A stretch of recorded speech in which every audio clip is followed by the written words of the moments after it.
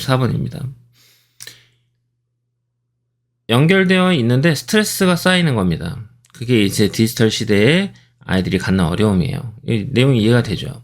아이들과 계속 연결되어 있지만 스트레스는 쌓이고 있는 겁니다. 주제문이고 서술형으로도 잘 생각을 해보라는 겁니다. 아이들이 얘기하는 가장 일반적인 문제는 뭐냐면 걔네들이 항상 연락될 수 있어야 된다고 생각을 한다는 거예요. 이 문제라고 얘기했어요. 여기서 중심 소재는 뭐로 봅니까? 연결로 보는 겁니다. 커넥트로 봐야 한다는 거죠. 자, 기술이 그것을 허용하니까 그들은 이제 의무감을 느끼게 돼요. 카톡도 있고요, DM도 있고요, 되게 많은 것들이 있죠. 텔레그램도 있고.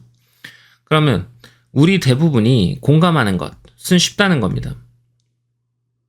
여기 같은 내용인 거예요. 너는 아마도 압박을 느끼게 될 거라는 겁니다. 그럼 네가 공감하는 내용은 다 압박을 느끼게 된다는 거예요. 그럼 relate라는 동사에 연결되어 있는 내용인 거죠. 그래, 압박을 느끼고 있구나 라는 겁니다. 이건 뭐예요? 스트레스와 관련이 있죠. 우리가 인간이고요. 그리고 즉각적으로 응답할 수 없다라는 그 사실에 대처하는 것은 매우 힘이 들어요. 어려운 일입니다. 항상 즉각적으로 반응하는 건 너무 어려운 일이잖아요. 그러니까 지금 여기에 서술형으로도 넣어드렸고 문제에 대한 내용인 거죠. 되게 힘들다라고도 얘기했고 어휘 문제로도 다 연결해 드렸습니다. 사회의 상호작용, 세부적인 것들을 이제 배우고 있는 10대들한테는 더 심각한 문제가 돼요. 이 연결에 관련된 내용이. 계속 답장을 해줘야 될 것 같고 안 하면 어렵고 이런 것들이죠. 그래서 이러한 행동이 때때로 이제 나타나는 방식이 있다는 겁니다.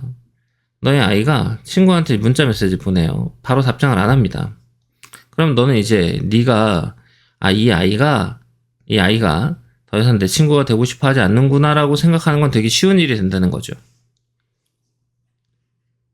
그래서 지금까지 여기 문장 삽입으로도 넣어드렸고 그리고 그것과 마찬가지로 얘 역시도 문장 삽입으로도 우리는 생각해 볼 수 있겠죠. 우리가 찍어준 그 문장, 뒷문장들도 되게 중요한 문장들이 돼요. 왜냐면 이제 7번 문장에서 우리는 충분히 6번 문장에 빠졌을 때 문제가 생긴다는 걸 알고 있잖아요. 그러니까 전화기를 폭파시키는 거죠. 그럼 전화기를 폭파시킨다는 건 뭐죠? 계속 문자를 보내고 있다는 걸 얘기합니다. 계속 문자를 보내서 그 문자 폭탄을 하는 거죠. 그럼 이거는 되게 스트레스를 유발할 수 있다는 거고 심지어 이제 공격적으로도 읽힐 수 있다는 겁니다. 와, 가까이 하면 안 되겠네. 이런 생각을 할 수 있다는 거죠. 하지만 이제 너는 알게 되죠. 얼마나 쉽게 이런 일이 일어나니까 라는 것을 알게 돼요. 그러니까 지금 여기서 하고 싶었던 말은 부담 느끼고 즉각적으로 반응할 수 없는 것을 다루기가 어렵고 답장 안 하면 원하지 않는 친구라고 생각을 하고 스트레스 받고 그래서 기술로 인해서 언제나 연락 가능해야 된다는 부담을 느끼는 것이 아이들이 겪는 가장 큰 문제다. 그럼 이제 이런 서머리 같은 경우, 이제 요약 같은 경우는요.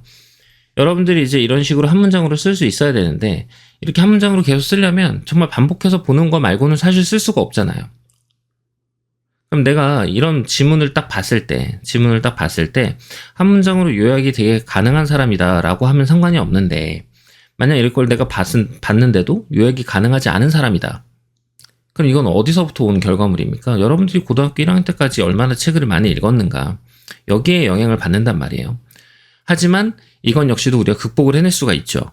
어떻게?